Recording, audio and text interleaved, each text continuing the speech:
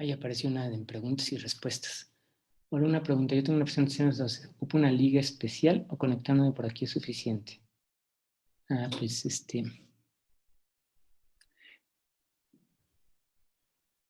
creo que lo mejor, Humberto, sería que te contestaran los Yo de le contesto, hoy. doctor, no se preocupe. Perfecto. Le voy a contestar en privado, Humberto. Perfecto.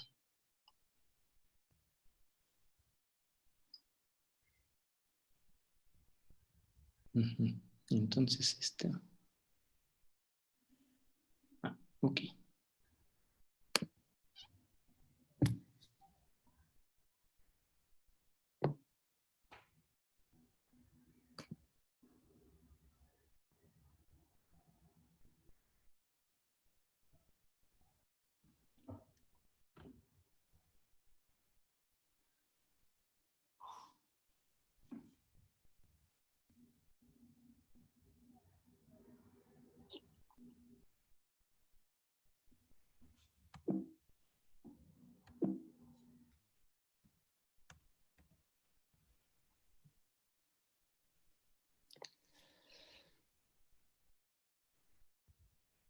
Se me hace que voy a tratar de empezar justo a tiempo, Alfred, para que...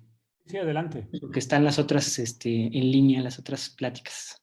Vine a las 12, ¿no? Entonces hay que empezar a tiempo. Sí.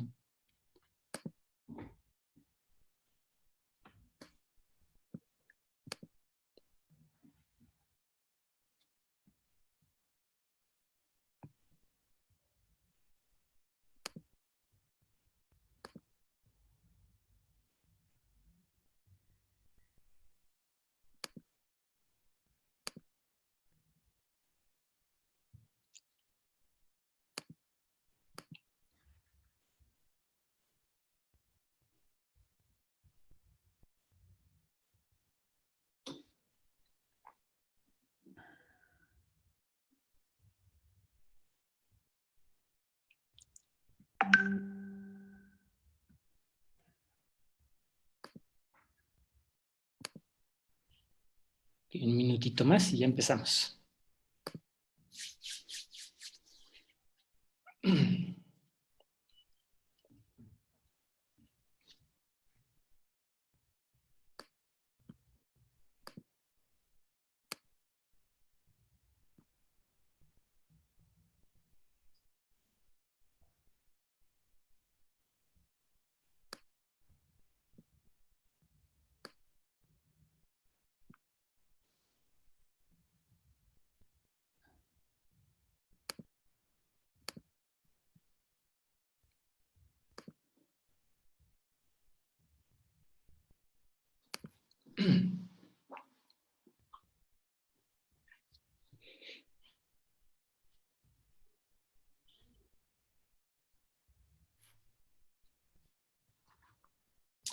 Bueno, entonces vamos a empezar.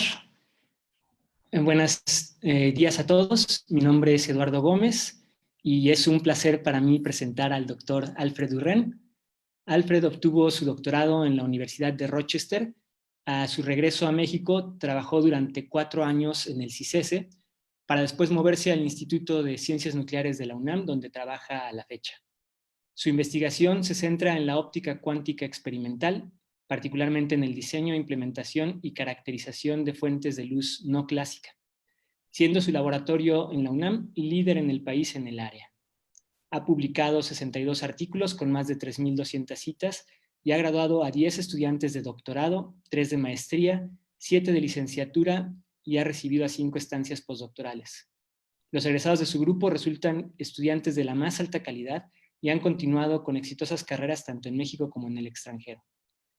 Su trabajo ha recibido múltiples reconocimientos que incluyen el reconocimiento Distinción Universidad Nacional a Jóvenes Académicos, la Cátedra Marcos Moschinsky y el Premio de Investigación en Ciencias Exactas de la Academia Mexicana de Ciencias. Es nivel 3 del SNI y Senior Member de la Optical Society of America. Se ha resaltado su trabajo en múltiples notas periodísticas y entrevistas. Dentro de sus contribuciones al desarrollo de la física en México, podemos incluir su gestión como presidente de la División de Información Cuántica, donde renovó el programa de estancias de verano. Lideró la creación de la Red de Tecnologías Cuánticas, la cual ha permitido la consolidación de la comunidad que trabaja en estos temas. Participó en el panel de Hacia dónde va la física en México y ha organizado múltiples eventos académicos. A nivel internacional, ha participado en la organización general de la conferencia Frontiers in Optics y participado como miembro editorial de la revista JOSA B y del panel Spotlight on Optics de la OSA. Alfred ha dejado ya una fuerte escuela en el país y el área de investigación que ha impulsado define un área donde México cuenta con una muy clara fortaleza. Y sin más, los dejo con Alfred Durén. Muchas gracias. Muchas gracias, Eduardo, y muchas gracias por la invitación. Bueno, el día de hoy... Perdón, Alfred, perdón por la interrupción. Nada más un recordatorio a todos. Les pido que durante la plática cualquier pregunta que tengan la pongan en la parte de preguntas y respuestas. No se esperen al final y al final habrá tiempo para responderlas. Perdón por la interrupción. Bueno, buenos días a todos. Gracias por la invitación, Eduardo. Y el día de hoy les quiero platicar de una serie de experimentos que hemos realizado, que se han publicado 3 artículos al respecto desde el 2019. Es un área de investigación que me gusta mucho a mí, porque aunque siempre nos hemos dedicado más bien a cuestiones de ciencia básica, este es un proyecto donde ya se le ve pues, posibilidades de aplicaciones, ¿no? De hecho, tenemos una patente en trámite del último trabajo que les voy a platicar. Bueno, entonces aquí hay algunas fotos del laboratorio. Ok, la plática consta de lo siguiente. Les voy a hablar primero brevemente de tomografía de coherencia óptica. Esa es digamos, es una técnica clásica que fue la base para una propuesta que ya tiene cerca de 20 años, que es una versión cuántica de la tomografía de coherencia óptica. Entonces, yo les voy a hablar de 3 experimentos que están aquí enumerados. El primero es la supresión de efectos de interferencia cruzada. El segundo es Full Field QOCT. QOCT es las siglas en inglés de tomografía de coherencia óptica cuántica. Y Frequency Domain, que son tres diferentes formas, 3 diferentes pasos hacia poder, digamos, algún día utilizar esta técnica de manera más realista, incluso, por ejemplo, en entornos clínicos, ¿no? En un hospital, que sería como el objetivo último. Bueno, así como para dar un poco de background, en nuestro laboratorio, en el Instituto de Ciencias Nucleares, nos dedicamos a diseñar y a demostrar fuentes de luz no clásica, además de pues, buscar aplicaciones para ellas, ¿sí? Entonces, aquí les pongo 4 diferentes tipos de fuente que tenemos en el laboratorio. El primero son experimentos basados en conversión paramétrica descendente, que es el proceso más común para generar parejas de fotones. El segundo es mezcla espontánea de 4 ondas, que se da, por ejemplo, en fibras ópticas. En nuestro caso, siempre lo hacemos en fibras ópticas. También, bueno, este es un tema que se ha quedado un poco, ha sido un reto y no tenemos todavía una demostración experimental, pero hemos propuesto formas de generar tripletes de fotones, y ahora también estamos trabajando con mezcla de 4 ondas, pero no en fibras, sino en microesferas, en microresonadores de forma esférica. Ok. Entonces, en esta plática me voy a concentrar en SPDC como técnica para generar parejas de fotones, y voy a hablar de 3 experimentos, 2 de los cuales se llevaron a cabo en el ICN, en mi laboratorio, y uno se llevó a cabo en el laboratorio de Roberto Ramírez, que es un investigador en el CIO, en colaboración con nosotros. Y los 3 tienen que ver con el mismo tema de QOCT. Bueno, aquí están los colaboradores de estos trabajos. Está el técnico de laboratorio, Héctor Cruz Ramírez, Roberto Ramírez Alarcón y Dorilian López Mago, que son investigadores, colegas del CIO y del TEC. Postdocs, Omar Calderón en la UNAM, un par de estudiantes de doctorado, que Pablo ya ahora también es postdoc en mi grupo. Ali, que está ahora en la Universidad de Hannover, en Alemania, y bueno, 2 estudiantes de doctorado y de maestría del CIO, Seferino Ibarra y Carlos Sevilla. Bien, Entonces voy a empezar hablando de OCT. El OCT es una técnica que se ha vuelto bastante recurrida ya en entornos clínicos, o sea, ya se utiliza en la vida real y es básicamente una técnica que utiliza interferometría con luz de baja coherencia para obtener el seccionamiento óptico, lo cual quiere decir como mirar hacia adentro de algún tejido, por ejemplo, biológico, ¿no? Entonces, obtener información de la estructura interna del material. Ese es uno de los, no sé si es el primer artículo, pero es seguro de los primeros artículos, y esos son, es la figura y unos datos experimentales de ese artículo. ¿Ok? Bueno, es básicamente un interferómetro donde de un lado hay una muestra, que es la que se quiere observar, y de otro lado hay un espejo que se va moviendo en el tiempo para la versión estándar de OCT o en la versión Frequency Domain se resuelve espectralmente. Bueno, aquí hay otros datos experimentales más modernos. Aquí es un tomograma in vivo de una rana, de un renacuajo, y aquí nada más resaltar que, bueno, que se obtienen resoluciones de una micra axial, o sea, en la dirección de propagación del haz, y 3 micras transversales. Bueno, entonces esto es como para tener una idea de dónde proviene lo que vamos lo que vamos a hablar en esta plática. Aquí les pongo algunas técnicas justamente para estudiar el interior de tejidos, por ejemplo, el cuerpo humano, ¿no? Está la microscopía confocal, está el OCT, está el ultrasonido, está la tomografía computada y está la resonancia magnética nuclear. Aquí en esta gráfica se ve la penetración por un lado y la resolución, ¿sí? Entonces, el OCT tiene un nicho interesante porque tiene una resolución axial bastante buena, de 2 a 10 micras, con una penetración moderada. Y a diferencia de microscopía confocal, una cosa que se puede hacer con OCT es implementarlo de manera endoscópica, que es útil. Bueno, ahora sí me voy a pasar ya al régimen cuántico. Primero les hablo brevemente del SPDC. El SPDC es un proceso de óptica no lineal cuántica que ocurre en materiales de segundo orden, materiales no lineales de segundo orden, donde un haz de bombeo incide en un material de segundo orden, un cristal no lineal, y de vez en cuando un fotón de bombeo se parte en dos. Sin entrar en muchos detalles, bueno, en este proceso se conserva la energía y el momento. Aquí les pongo un diagrama de un artículo nuestro de divulgación, donde se habla de dos diferentes tipos. En este trabajo nos vamos a concentrar en tipo 1, que significa que los dos fotones que se generan tienen la misma polarización. En el tipo 2, que aparecen esos dos conos, cada cono es de una polarización diferente, ortogonal mutuamente, ¿no? Entonces, el bombeo, que es un láser, un haz láser, llega al cristal y se generan pares de fotones, y que esos pares de fotones dibujan este cono. Es decir, cada pareja individual pues va a ocurrir sobre un diámetro del cono, ¿no? De manera que te queda un fotón de cada lado del bombeo para que se conserve el momento transversal. Bueno, y en particular nos interesa mucho hablar de interferometría de Hong-ou-Mandel, que es la base para QOCT. Entonces, la interferometría de Hong-ou-Mandel es lo siguiente.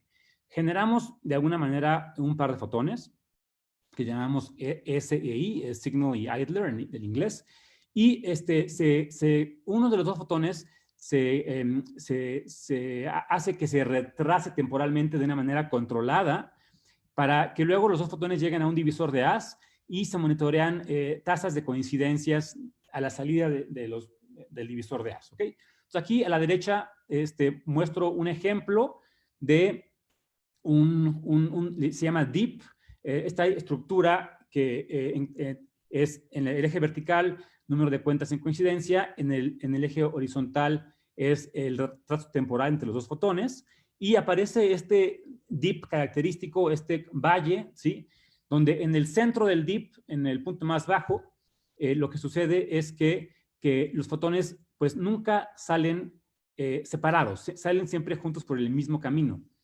Aquí abajo le muestro 4 posibilidades. Cuando llegan 2 fotones, pues pueden pasar 4 cosas, que los dos se reflejen, los dos se transmitan, o uno se refleje y uno se transmita, o viceversa. Y lo que ocurre cuánticamente es que los 2 procesos de en medio que están señalados en un cuadro amarillo, esos interfieren de manera destructiva. Nos quedamos únicamente con los 2 de las orillas, lo que nos da este estado cuántico que está abajo, que es un estado enredado, donde tienes 2 fotones en el brazo 1 y 0 en el brazo 2, o viceversa, 0 en el brazo 1 y 2 en el brazo 2. Ok. Bueno, aquí les pongo el primer artículo. Es un artículo muy, muy importante. Este proceso, este fenómeno ha sido de muchísimo interés y ha sido la base para muchas cosas. Aquí está el primer artículo que cuando se vio por primera vez este efecto. Está el experimento donde se ve el interferómetro de Hongo-Mandel con el divisor de As y los 2 fotones que llegan al divisor de As. Y está el DIP que se vio por primera vez. Aquí se ve que pues, tienen cuentas muy bajas, ¿no? Tienen menos de 1000 cuentas en 10 minutos.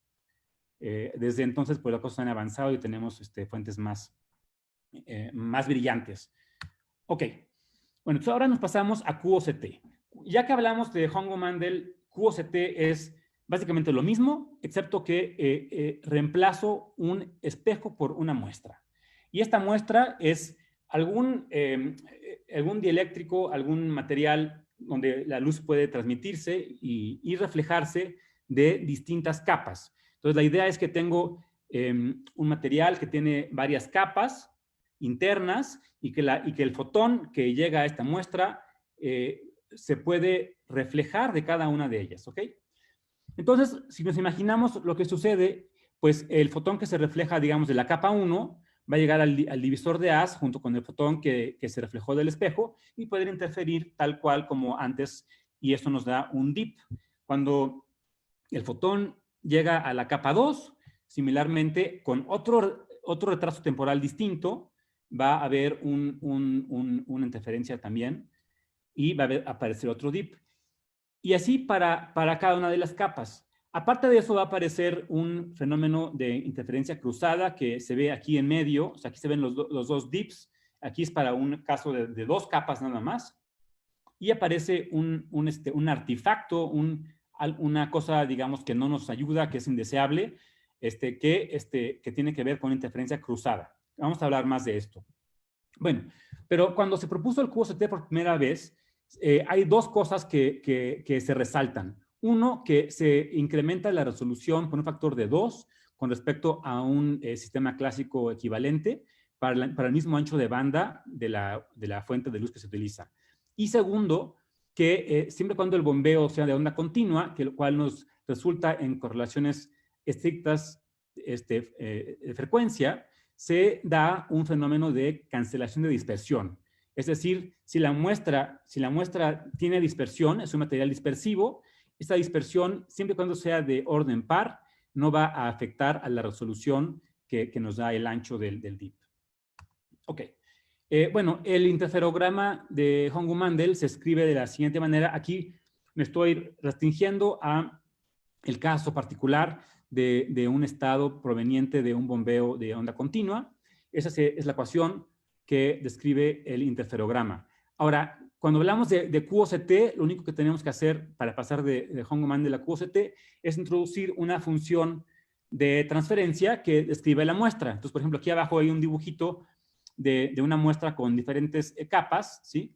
Entonces, la función de transferencia va a ser una suma con las reflectividades, la R0, R1, etcétera, son las reflectividades de cada capa, y las T mayúsculas, que son el tiempo de recorrido de la primera capa a la capa de interés y de regreso. ¿Ok? Entonces, de esa manera introducimos esa función H y eso me da el interferograma de QOCT. Entonces, bueno, me voy a ir un poquito rápido porque creo que ya me tuve mucho tiempo en la introducción, pero aquí es nuevamente para resaltar el tema de la resolución, ¿sí? Arriba les muestro la parte del interferograma que tiene que ver con la dependencia del delay de tau, y tanto para QOCT arriba como para OCT abajo. y hay un factor de 2 de diferencia en el E a la I 2 omega tau o E a la I omega tau de abajo. Y este factor de 2 que viene de que son pares de fotones, ¿sí? Es el que nos da una mejora de resolución por un factor de 2. Aquí les muestro un experimento muy bonito donde hicieron OCT y QOCT y pusieron un medio dispersivo que es agua, en este caso, y se ve como en el caso de OCT, en la gráfica de arriba izquierda es el OCT sin medio dispersivo y luego se introduce el medio dispersivo y se ve cómo se esparce, ¿no? este interferograma y se pierde la información. A la derecha es el QOCT y se ve que al introducir el agua, pasar de arriba hacia abajo, en realidad el cambio es esencialmente nulo. O sea que no se afecta la resolución que se puede obtener. Bueno, aquí les muestro el primer trabajo experimental que habló de que se puede cancelar la dispersión. Es un artículo también famoso de ya casi 30 años, ¿no? Donde se propone y se demuestra este fenómeno de supresión de dispersión. Entonces, igual arriba está el dip sin medio dispersivo, abajo está con medio dispersivo y se ve que se recorre, pero no se afecta la forma de ese dip. Bueno, entonces para hablar un poco más en detalle de QOCT necesitamos dar una estructura a la pareja de fotones y una manera de hacerlo es con un modelo gaussiano. Entonces aquí está un modelo gaussiano que básicamente tenemos una gaussiana en la dirección antidiagonal y en la dirección diagonal. Y aquí está una gráfica ejemplo para sigma más bien omega A y omega D. Son los anchos de esta distribución. Ahí está un ejemplo. Y podemos ver a la derecha cómo se vería la misma distribución, pero en tiempo, o sea, haciendo una transformada de Fourier. Bien, entonces con este modelo se puede demostrar que el interferograma para 2 capas en particular se ve de esta forma. Aquí tenemos el interferograma que tiene dos dips, el primer término y el último término son los dips, y aparece un término intermedio que es el de interferencia cruzada. Entonces vamos a hablar más de esa interferencia cruzada en un momento. Y abajo están las visibilidades, estas V0, V1 y V-mid, abajo están definidas, que son como las profundidades que alcanzan los dips o la altura o profundidad que alcanza la estructura intermedia que tiene que ver con interferencia cruzada. Bueno, aquí les pongo una animación donde es un estado típico de SPDC a la izquierda, es graficado en función de la frecuencia señal, frecuencia acompañante, y generalmente tenemos una anticorrelación, como aquí se muestra, ¿sí? Aquí tenemos una muestra de 2 capas y tenemos a la derecha el interferograma de QOCT, y el punto aquí que quiero señalar es que al incrementar el ancho de banda antidiagonal, los dips se hacen más angostos, ¿ok? Entonces, la resolución va como 1 entre el ancho antidiagonal, el ancho espectral antidiagonal. Ok. Bueno, ahora vamos a hablar de esta interferencia cruzada de la que ya les hablé. Si tenemos un fotón que es un paquete de ondas que llega a una muestra de dos capas, ¿sí? Entonces tenemos tau, que es la duración, y T mayúscula, que es la separación entre las 2 interfaces en unidades de tiempo. ¿Sí? Entonces, si tau es mucho menor que T mayúscula, lo que va a pasar es que básicamente las dos capas no se van a poder distinguir, ¿sí? Y entonces, en este caso, que sería el caso pulsado, o sea, si tau es muy chiquito, que quiere decir que tenemos un pulso ultracorto, entonces ese pulso ultracorto va a poder distinguir las dos capas. Mientras que si la tau es muy grande, entonces básicamente el pulso no se entera de que hay 2 capas. Y entonces en ese caso las 2 capas son indistinguibles, o sea, no se da cuenta el pulso de que hay 2 capas y funciona como si fuera una sola interfase. Entonces, esperamos que para pulsos cortos, que quiere decir anchos de banda grandes, podamos suprimir este efecto de interferencia. Ok.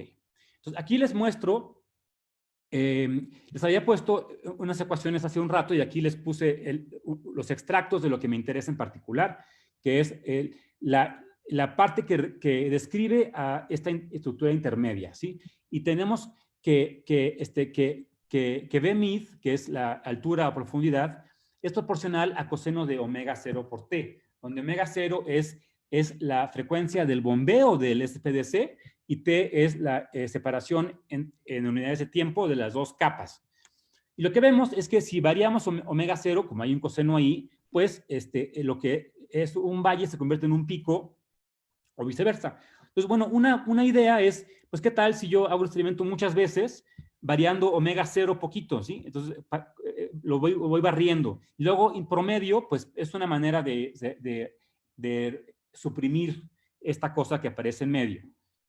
Una manera más elegante es utilizar un pulso con ancho de banda amplio, porque y ahí ya tenemos muchas frecuencias sin necesidad de mover nada. Ya tenemos un láser que tiene un ancho de banda amplio. Entonces, aquí lo que les muestro es, al incrementar omega D básicamente se controla por el ancho de banda del bombeo. Entonces, al incrementar este omega D, vemos que se va suprimiendo hasta que se suprime por completo para un ancho de banda suficiente. La condición para que se suprima es justamente que omega D por T, donde T es el ancho de la muestra en unidades de tiempo, sea mayor o igual que 2, ¿no? Entonces, necesitamos que el ancho de banda esté por arriba de un cierto umbral. Bueno, entonces, eso es la idea y lo primero que queremos hacer es demostrarlo en el laboratorio. Entonces, hicimos un experimento de QOCT en la banda de telecomunicaciones. Fue hasta donde sé, es el primer experimento que se hace de QOCT en este rango espectral, que es importante porque es lo que se usa para las telecomunicaciones. Tenemos un láser de titanio zafiro, tenemos un cristal PPLN, donde se generan los pares de fotones. Aquí tenemos el cono que ya les había comentado.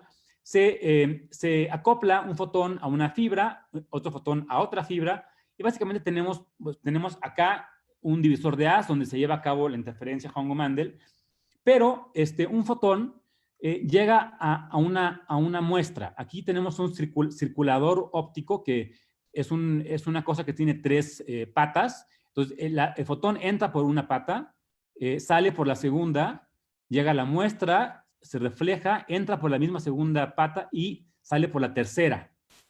Y luego llega al divisor de As. Y bueno, el otro fotón simplemente pasa por un delay óptico, sale a espacio libre y se vuelve a acoplar a una fibra óptica. Entonces, es un experimento que es completamente en fibra, excepto por donde sale a la muestra y por aquí sale para introducir un delay óptico. Bueno, y aquí ya se lleva a cabo la interferencia de Hongo-Mandel. Ok, aquí les muestro, hicimos varios experimentos. Un experimento es con un láser de onda continua y lo fuimos sintonizando. Así tal como les platicaba acá, ¿no? Que esperamos que se convierta de pico a valle y de vuelta a valle. Pues aquí está una medición experimental donde fuimos sintonizando la frecuencia de bombeo, pero con un láser de onda continua. Y vemos que aquí a la izquierda pongo 3 casos. Se ve que en un caso intermedio no hay ni pico ni valle o hay un pico muy chiquito. Y a la derecha ya es para más longitudes de onda y se ve que efectivamente es un coseno como hubiéramos esperado. Ahora, hicimos el experimento del interferograma de QOCT para 3 tipos de láser. Es decir, primero, hasta arriba es para un láser de onda continua. En el segundo renglón es para un láser pulsado en el régimen de picosegundos. Y hasta abajo un láser pulsado en el régimen de femtosegundos. Y lo que se ve es que efectivamente la interferencia cruzada se va reduciendo hasta que desaparece por completo en el caso del bombeo de femtosegundos. Ok, bueno, entonces ese es el artículo que describe esto, salió hace un poco más de un año, y ahora me voy a pasar al segundo trabajo. Ok, entonces aquí lo que queremos hacer es, hasta ahora, si se fijan, en todo lo que he hablado, es como si tuviera yo la muestra y únicamente me fijo en una línea que atraviesa esa muestra. Es decir, no estoy adquiriendo información transversal sobre la muestra, sino únicamente de un corte lineal, ¿sí? O sea, si tengo el plano transversal XY y donde Z es la dirección de propagación, sobre ese plano únicamente tengo un solo punto. Entonces, bueno, algo que es importante ya en la vida real para poder hacer experimentos que sean útiles es, pues poder obtener información completa de todo el plano transversal. Entonces, aquí lo que hicimos es un experimento que utiliza una cámara intensificada de SSD, que se muestra aquí. Aquí está una foto de cómo es la cámara. Y se hace experimento de Hong-Mandel. Aquí está...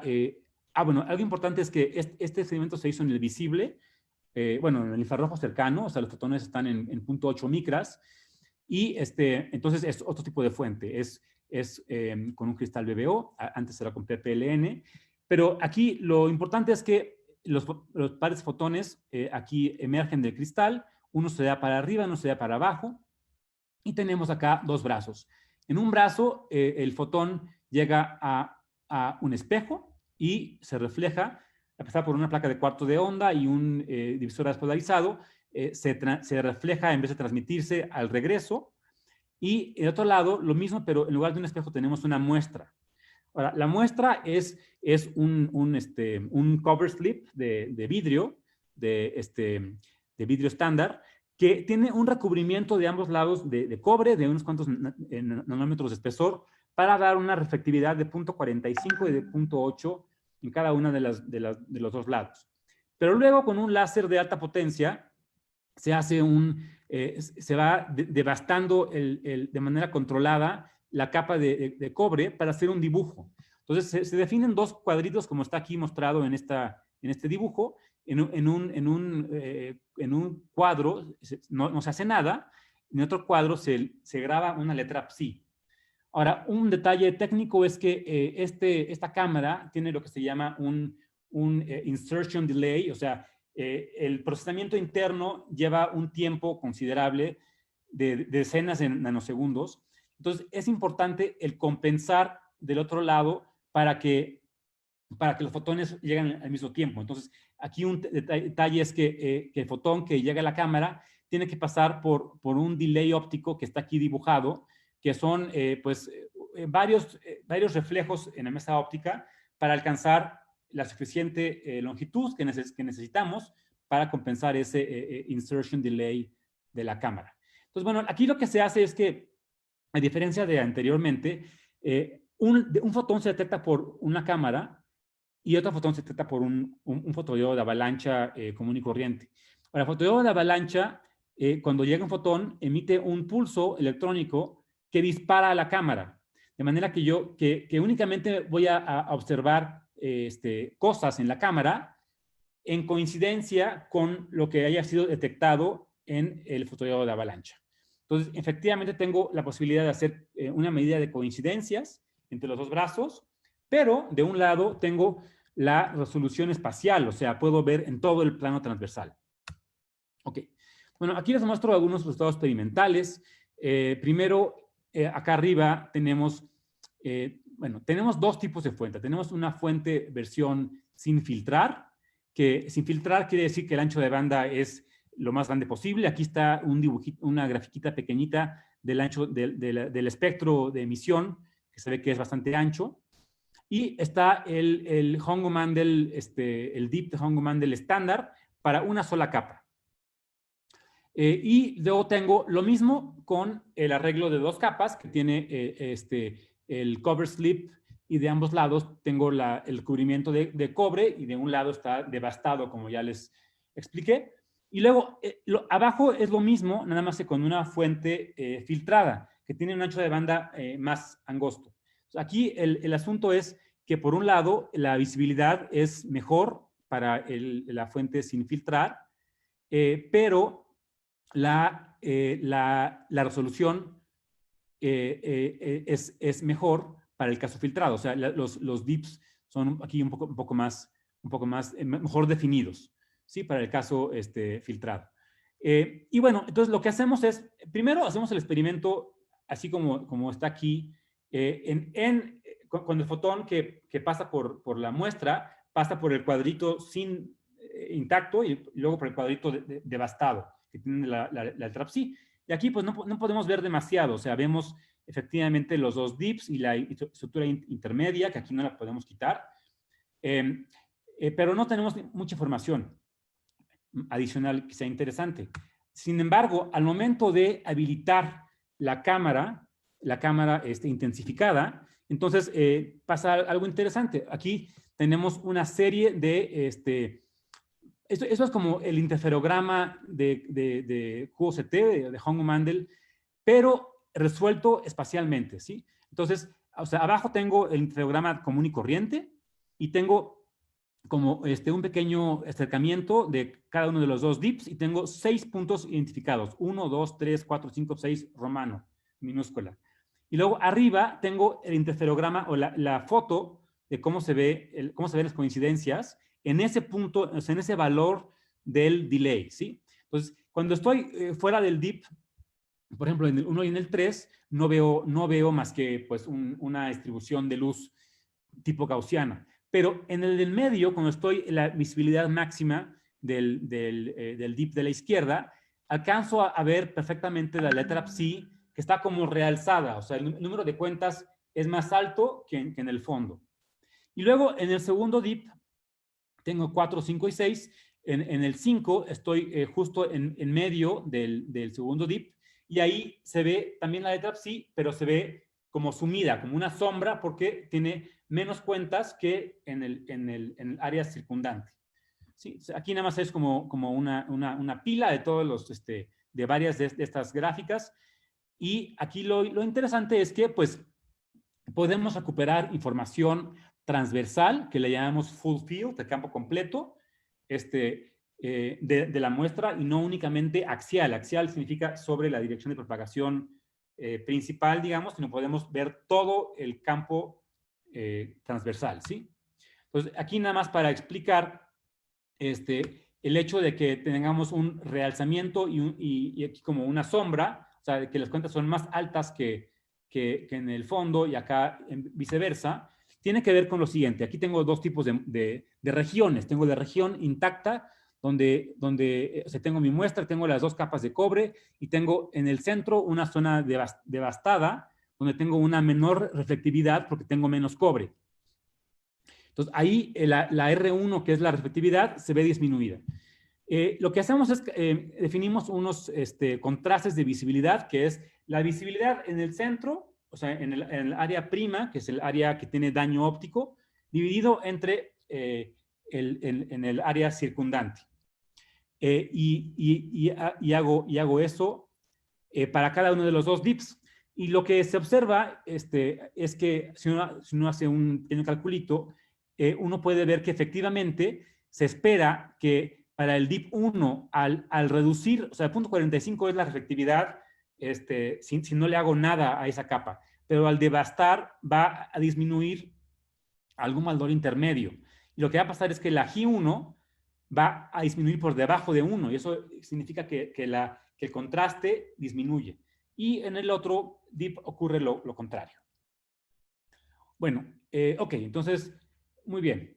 Con esto voy a pasar, aquí está el artículo que salió el primer día de este año, cuando todavía no nos imaginábamos todo lo que iba a pasar en el 2020, ¿verdad?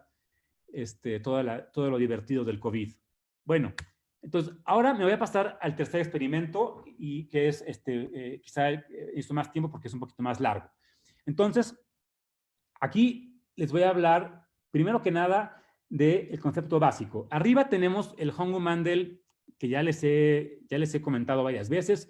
Tenemos el láser, tenemos el cristal, tenemos dos fotones que se reflejan para llegar a un divisor de haz, donde interfieren, y esto nos da un dip de Hongo-Mandel, ¿ok? Esto es algo muy bien conocido. Ahora, se nos ocurrió hacer algo que es lo siguiente, que es, en lugar de nada más detectar los fotones que llegan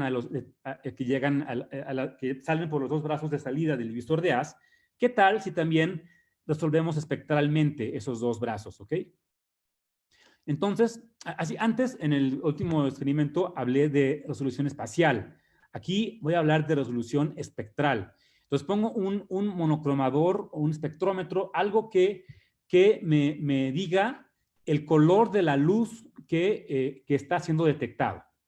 Entonces, la gráfica de abajo es una gráfica que corresponde a la de arriba, donde el eje horizontal es el mismo eje tau, que es el delay óptico entre los dos fotones. Arriba, pues nada más tengo la intensidad como función del delay, ¿no? La intensidad, bueno, las coincidencias en los dos brazos. Abajo tengo una variable nueva, que es la frecuencia detectada, ¿sí? Donde, si nos imaginamos el centro de este diagrama, el fotón señal, puedo decir que es lo que va hacia arriba y el acompañante lo que va hacia abajo. Entonces, dos fotones que se generan como un par de fotones van a quedar simétricamente arriba y abajo del centro para que se conserve la energía. Este omega no es la frecuencia, sino es un detuning, es la frecuencia menos frecuencia de bombeo. Entonces, si yo tomo esta gráfica de abajo y la integro sobre la frecuencia, sobre este eje vertical, obtengo lo mismo que está arriba. Pero al no integrar y poder observar experimentalmente esta omega mayúscula, obtengo una riqueza que no tenía antes, ¿sí? Entonces, esto, primero que nada, esto es algo que es interesante y es algo que... Este trabajo consta como de dos partes. Por un lado, pues, hablar de Hongo-Mandel resuelto en frecuencia, que se había hecho antes de una manera más limitada, pero no se había mostrado este tipo de diagramas. Y segundo, aplicarlo a QOCT. Es decir, aquí puedo tener ya sea un simple espejo o una muestra de QOCT.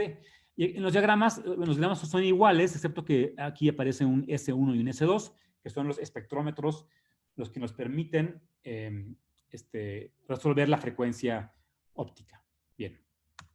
Entonces, bueno, el estado de los fotones para el caso particular de correlaciones estrictas de frecuencia o anticorrelaciones estrictas de frecuencia que se obtiene con un bombeo de ancho de banda cero, o sea, un bombeo monocromático, se ve de esta forma. Ese es el estado de los fotones, donde tengo una función que llamo la función de amplitud espectral conjunta, que se escribe de esta manera, donde delta K es como el desbalance de momentos, es Kp menos Ks menos Ki.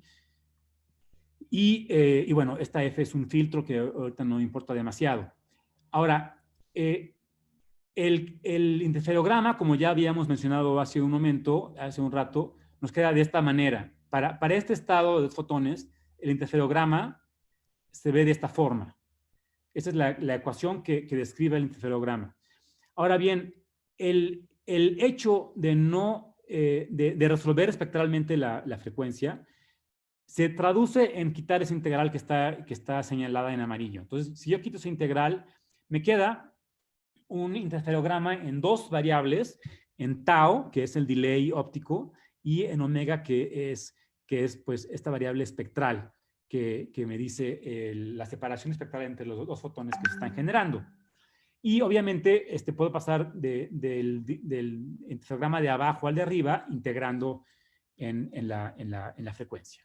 Entonces, esta cosa que está aquí dibujada, que está graficada abajo a la derecha, resulta de esta ecuación que está aquí abajo para un caso típico, ¿no? Bueno, entonces aquí nuevamente vuelvo a dibujar lo mismo. Aquí está el mismo diagrama que llamamos interferograma dos-dimensional en retraso y frecuencia.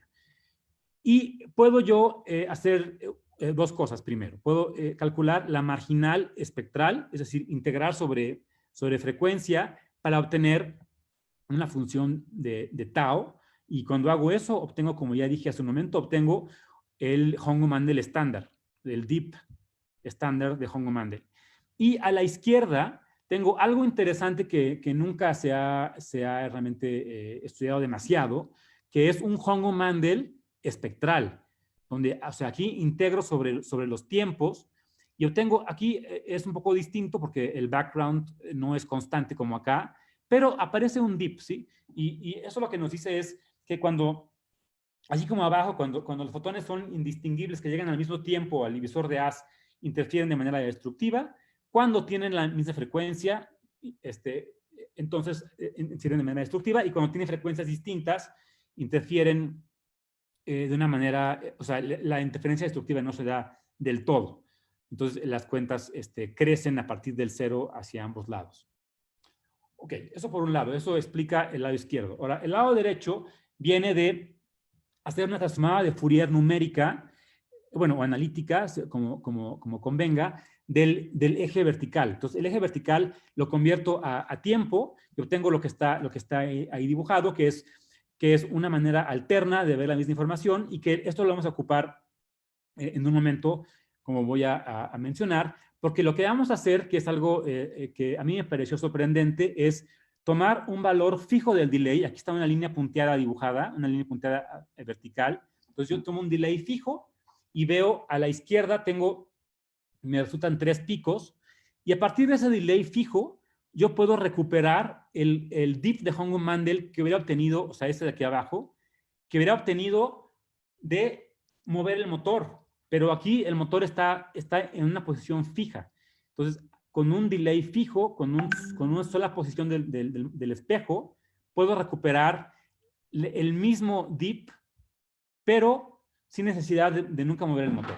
Y esto nos traduce en un gran ahorro de tiempo. Bueno, aquí está el experimento, que no voy a mencionar muy en detalle porque se ve muy similar al primero que les mencioné.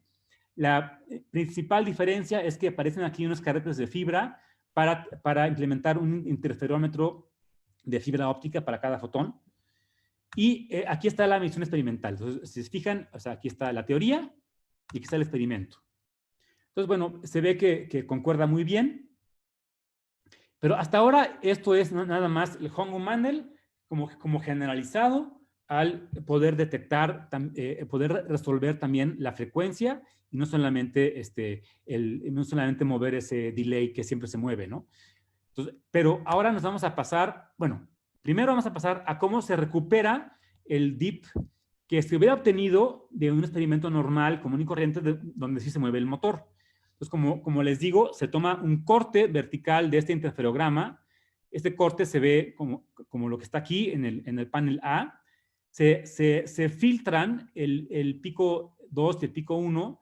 Se hace una transformada de Fourier. Más bien, se hace una transformada de Fourier.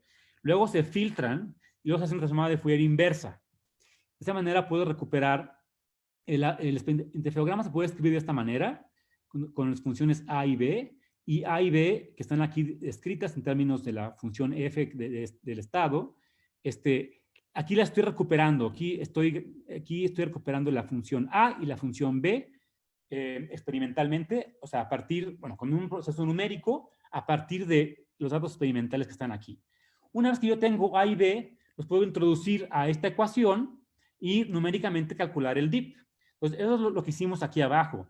Aquí los puntitos son un experimento convencional donde el motor se va moviendo. Y la línea roja es la reconstrucción sin mover el delay en ningún momento, o sea, para una posición fija del motor. Y vemos que la reconstrucción pues es muy buena, ¿no? Bueno, ahora pasamos a pasar a 2 capas. Entonces, como queremos hablar de QOCT, la muestra más sencilla de QOCT sería de 2 capas. Aquí tengo lo mismo que antes, o sea, eso es análogo a esto de acá, ¿no?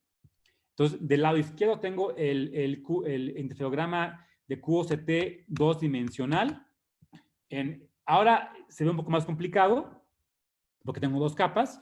Cuando hago la marginal, o sea, integro sobre las frecuencias en el eje vertical, obtengo lo que ya vimos antes desde el primer experimento, que son 2 dips y un artefacto, y obtengo aquí del lado izquierdo, hago la transformada de Fourier numérica, una FFT del eje vertical, y obtengo esto que está aquí a la derecha. Y acá están las mediciones experimentales. Vemos que realmente se comporta súper bien, tal como lo esperábamos. Aquí está la reconstrucción del interferograma, digamos, estándar que uno obtendría al mover el motor. Entonces, nuevamente, los puntos negros son el experimento moviendo el motor y la línea roja es la reconstrucción. Aquí arriba está el corte de en la gráfica de la izquierda en el panel A. Tomo un, en esta gráfica tomo un corte vertical que me da esto que está acá en el panel A. De aquí saco transformada de Fourier y obtengo todos estos picos, ¿sí? Y de estos picos puedo obtener la información de la muestra. Y ahorita voy a hablar un poquito más al respecto. Aquí les muestro ya, esto ya no lo hicimos en el laboratorio. Eso es un caso de 3 interfaces. Como ven, se vuelve cada vez más complicado, ¿no? Del lado izquierdo tenemos un montón de líneas y cuando veo las trazas abajo, igualmente la de hasta abajo es el interferograma. Obtengo un DIP para cada interfase y un artefacto para cada par de interfaces. O sea, eso no sé si lo mencioné hace rato, pero los artefactos ocurren para cada par de... Si yo tengo un número X de capas, tengo que ver todas las combinaciones de 2 y cada combinación de 2 capas me va a dar un artefacto. Pero aquí aparece algo bonito, que es básicamente lo mismo que ya mencioné en el primer experimento. Si me paso a un régimen pulsado, entonces todos los artefactos se desaparecen. Entonces, lo que está a la izquierda se limpia, obtengo algo mucho más sencillo del lado derecho y obtengo directamente aquí de la transformada. Esta gráfica de acá es la transformada de Fourier de un corte vertical de este tipo de diagrama, ¿ok? Entonces, ahí tengo todos estos picos, pero aquí ya sé que con la excepción del primer pico del centro, los otros 3 picos, y acá también hay otros 3 del lado izquierdo que como son simétricos no lo estamos desplegando, pero esos 3 picos del lado derecho corresponde cada uno a una interfase. Entonces, directamente yo puedo medir, de aquí del lado derecho, puedo medir la posición de las interfaces, ya sea directamente de esta función o de reconstruir el interferograma de QOCT. Bueno, y aquí lo interesante es que las dos cosas son útiles. La parte de onda continua es útil porque me da la cancelación de dispersión de la cual se ha hablado. Únicamente ocurre con bombeo onda continua. Pero el caso pulsado me da únicamente los pulsos, los picos que me sirven. Entonces yo puedo tener un láser que pueda operar en ambos regímenes. Entonces, primero lo pongo en pulsado y veo cuáles son los picos que me interesan. Y luego lo vuelvo de onda continua y ya los mismos picos que ya tenía trazados, me fijo en ellos y los puedo medir con el beneficio de cancelación de dispersión. Bueno, y ese es el artículo que salió también en la misma revista hace unos pocos meses. Y bueno, ¿cómo vamos de tiempo? ¿Tengo tiempo? ¿5 minutos? Ok. Aquí nada más unas pequeñas animaciones. En el QOCT común y corriente, lo que yo haría es seleccionar un punto transversal y para cada punto medir el interferograma, ¿ok? Entonces tengo que ir rasterizando transversalmente y luego para cada posición transversal escanear el motor y así obtengo la información completa tridimensional de una muestra de interés, ¿ok? Entonces, si me imagino que tengo que hacer o sea, tengo n puntos por n puntos transversales y m longitudinales, tengo n por m puntos totales en mi medición. Luego, en el caso de full field que les hablé, aquí lo interesante es que tomo todo el plano junto y luego me voy al siguiente plano todo junto y así me voy, ¿ok? Entonces, aquí, pues, tengo una mejora de n cuadrada porque nada más tengo que hacer un solo escaneo de m puntos, ¿correcto? Luego tengo el caso de spectral domain que les hablé al final y acá Sí tengo que hacer el rasterizado transversal, pero para cada punto, de un jalón obtengo todo el eje axial. Entonces tengo una mejora, un speed up de M, donde M es el número de puntos que tenía que hacer, tomar axiales. Entonces, obviamente, lo que esto sugiere es pues un caso ideal donde tenga las dos cosas, tenga spectral domain y full field. Y aquí el speed up factor, o sea, el factor de mejora en tiempo es n cuadrada por m. Y aquí nada más como para hacer un ejemplo numérico, ¿no? Si tengo una muestra que tenga 1 milímetro de profundidad, índice de refracción de 1.5, si quiero aprovechar la mayor resolución obtenida hasta la fecha, que es de 0.5 micras, de Hongo-Mandel, si necesito 3 puntos por cada dip para resolver ese dip, y luego tengo una muestra que tiene 1 milímetro de transversal, tiene un tamaño mínimo de detalle transversal de 10 micras. En fin, con todos estos datos me da un factor de mejora únicamente en el plano, aquí debería de ser ZX, no T. ¿Sí? O sea, si me restringo a un plano longitudinal y transversal, o sea, estoy despreciando la otra dimensión transversal, tengo una mejora de 5 por 10 a la 6. Entonces, cuando hablamos de 5 por 10 a la 6, esa es la mejora, el factor de mejora en tiempo. Ustedes pueden imaginar que si paso de 1 segundo a 1 segundo multiplicado por eso, que nos da como 60 días, ¿no? Pues si ustedes van a la clínica no van a estar 60 días con el ojo metido en un aparato, ¿verdad? Esto no es muy práctico, pero 1 segundo quizás sí. Entonces, estamos emocionados porque sentimos que es algo que sí es aplicable, que sí puede ser interesante. Y esta última parte del frequency domain, tenemos una patente en trámite al respecto. Entonces, bueno, y nada más rápidamente, creo que no mencioné el por qué. Mencioné aquí en el primer experimento que se suprime la interferencia cruzada, pero no dije por qué. Bueno, esta cosa intermedia nos resta resolución porque los picos, los dips, se van a estar encimando, ¿sí? Entonces, eso no lo dije, pero el punto de suprimirlo es porque entonces se pueden ahora acercar mucho más los dips y podemos tener muestras que tengan planos más próximos y sí poderlos resolver. ¿Sí? Entonces, pues con eso termino y muchas gracias. Pues muchísimas gracias, Alfred. Qué bárbaro, qué impresionante está el trabajo, muy bonito. Entonces, todavía no aparecen preguntas en el panel de preguntas y respuestas. Los invito a ponerlos. Todavía tenemos algunos minutos para la discusión. Y mientras aparecen, pues quizá yo tengo una pregunta. Tu gráfica esta que pusiste, donde mostrabas el tiempo en un eje y la frecuencia en el otro, que ya duplicabas, bueno, desdoblabas la información espectral, ¿cómo se vería esa gráfica si tienes dispersión? Sí, esa es de la izquierda. ¿Qué le pasaría a la gráfica de la izquierda con dispersión?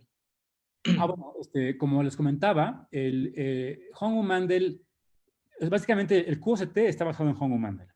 Y el Hongo-Mandel, cuando utiliza un bombeo de onda continua que nos da correlaciones, anticorrelaciones estrictas de frecuencia, automáticamente suprime el efecto de la dispersión de orden par. O sea, si tengo dispersión de orden 3, pues esa no se va a ir, pero de orden 2, que generalmente es la más dominante, sí se va. Entonces, esta gráfica no cambia.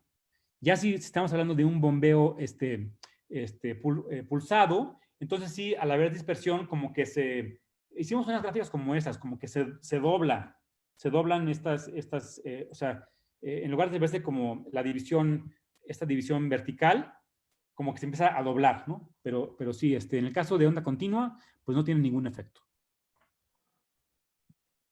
Bueno, hay una pregunta de Ricardo Ancheta, si le pudieran habilitar el micrófono. Hola. Hola. Sí, adelante. Hola, ¿qué tal, doctor Alfred? Muchas gracias por su presentación. Mi pregunta es una duda que me surgió.